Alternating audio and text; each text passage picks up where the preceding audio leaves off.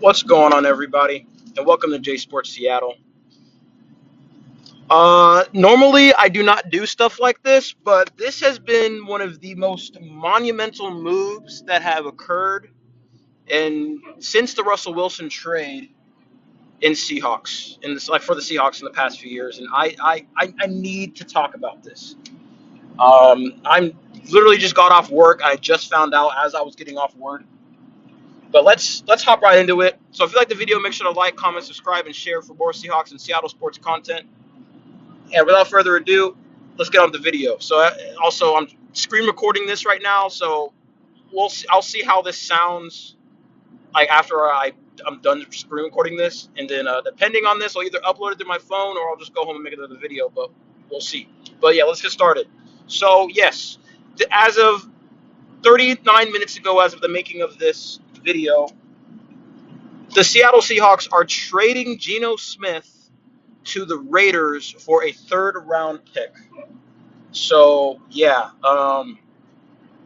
wow, that I mean I'm at a loss of words. I mean, I obviously I was on the fence with Geno still being here in 2025, and I honestly thought he still would, even though I was still iffy about him being here. But it is now confirmed that the Seahawks are moving off of him, and now are another. We just added ourselves. We just gave ourselves another hole for the 2025 season. That's quarterback, which massive hole.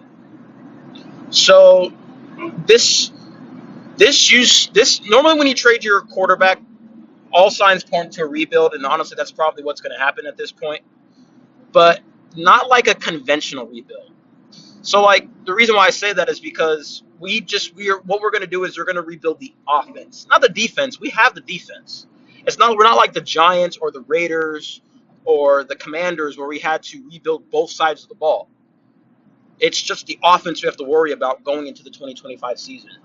And that I mean there is that to hang our hats on, but it's also not good because now we have an uncertainty at the most important position in football, and that is the quarterback position. So my thought my thought is that we will be starting Sam Howell. Sam Howell will, I wouldn't necessarily say he'll be starting, but I think what this points to is that we're going to be drafting a quarterback this year. Whether if it's Jackson Dart, or whether we trade up to get Jackson Dart or Cam Ward or somebody, signs are pointing that we are drafting a quarterback this year. So I don't know what that means, whether we'll use our top pick for a quarterback or we get one in the later rounds. Jackson Dart is projected to go outside of the first round. So if we really wanted to, we could use that first round pick on something else like offensive line, and then use a second round pick to get Jackson Dart, and then see what happens from there. Have him sit behind Sam Howell for a year, or they can battle out in training camp, and maybe Jackson Dart or whoever the rookie is, wins the starting job. It'll be them. But all signs point towards to Sam Howell is going to be battling for the starting position, starting quarterback position in 2025. But yeah, this is the end of an era. These past few days have been tumultuous for the Seahawks on the offense specifically. I mean, and defense, because we have cut a lot of defensive players. Well, not a lot, but like we cut a couple defensive players like Rayshawn Jenkins and Roy Robertson Harris and Draymond Jones. So we've just been shaking up this entire team, and all signs do point to a rebuild. So I don't really know how to feel about 2025, whether or not we'll be able to build off of our previous season of 10 wins. My guess is that now that we don't have our starting quarterback anymore, no. We'll see what happens. This is a huge, huge trade here. Even if we only got a third round pick out of it. Although I will say, considering the fact that we signed Geno Smith as a backup in 2019, he was originally signed as a backup, and he worked his way up, and we propped him up to be a serviceable quarterback. I will take a third round pick for him. That's fine. We can use that third round pick to trade up, or we can use it to draft. Just have another late round pick that we can try to find a diamond in the rough. I mean, Russell Wilson, he was a third round pick. I'm not saying that we're going to go find the next Russell Wilson, but like we can use that third round pick for some needs. We could get it. Maybe we can find another a guard or a tackle, someone on the offensive line maybe in the third rounder. I mean, Abe Lucas was a third rounder, and he's been pretty. I mean, he's been hurt, but when he was playing, he did play pretty well. So,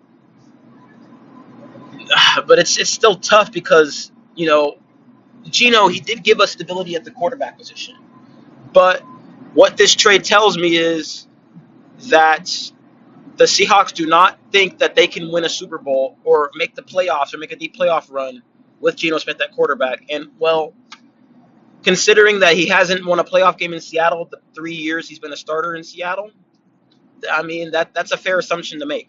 So I'm looking at it from the lens of the Seahawks front office and that Geno Smith will not take us to the Super Bowl. And it is true. I've been saying this for quite some time. Geno Smith, he's a serviceable quarterback and he's a good veteran presence, but he's not the guy that will take you to the promised land. So we'll see what happens. This is a monumental, like I said, this is a monumental trade. This is a franchise-altering trade. We'll see what happens with the Raiders. I do believe that Geno will elevate the Raiders and at least make them better than what they were last year.